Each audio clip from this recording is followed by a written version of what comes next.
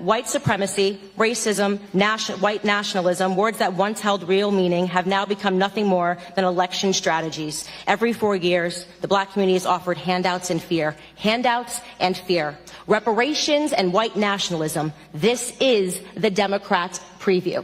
There isn't a single adult today that in good conscience would make the argument that America is a more racist or a more white nationalist society than it was when my grandfather was growing up.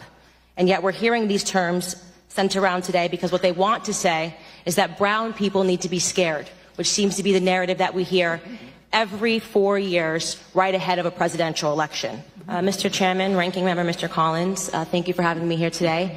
I received word on my way in that many of the journalists were confused as to why I was invited, and none of them knew that I myself was the victim of a hate crime when I was in high school. That's something that very few people know about me because the media and the journalists and the left are not interested in telling the truth about me because I don't fit the stereotype of what they like to see in black people. I'm a Democrat. I support the President of the United States, and I advocate for things that are actually affecting the black community. I'm honored to be here today in front of you all because the person sitting behind me is my 75-year-old grandfather. I've always considered myself to be my grandfather's child, and I mean to say that my sense of humor, my passion, and my work ethic all comes from the man that is sitting behind me. My grandfather grew up on a sharecropping farm in the segregated South. He grew up in an America where words like racism and white nationalism held real meaning under the Democrat Party's Jim Crow laws. My grandfather's first job was given to him at the age of 5 years old, and his job was to lay tobacco out to dry in an attic in the South. My grandfather has picked cotton, and he has also had experiences with a Democrat terrorist organization of that time, the Ku Klux Klan. They would regularly visit his home and they would shoot bullets into it. They had an issue with his father, my great-grandfather. During my formative years, I had the privilege of growing up in my grandfather's home. It's going to shock the committee, but not once, not in a single breath of a conversation did my grandfather tell me that I could not do something because of my skin color. Not once did my grandfather hold a gripe against the white man.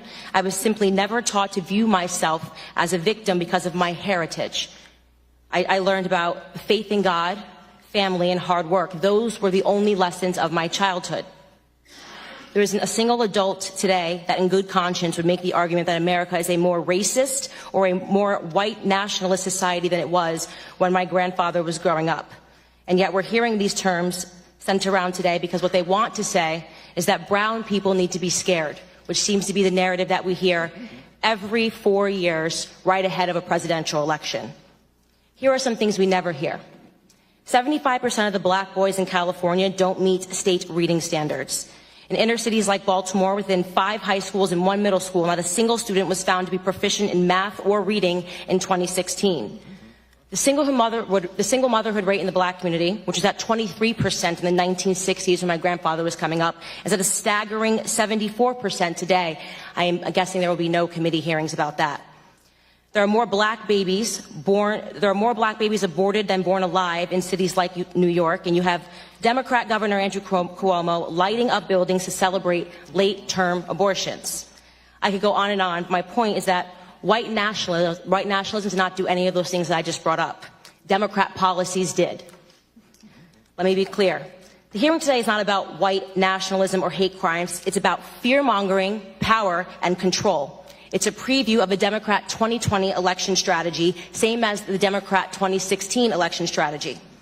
They blame Facebook, they blame Google, they blame Twitter. Really, they blame the birth of social media, which has disrupted their monopoly on minds. They called this hearing because they believe that if it wasn't for social media, voices like mine would never exist. That my movement Blexit, which is inspiring black Americans to leave the Democrat Party, would have never come about. And they certainly believe that Donald Trump would not be in office today. Looking on the next thing to focus on now that the Russian collusion hoax has fallen apart.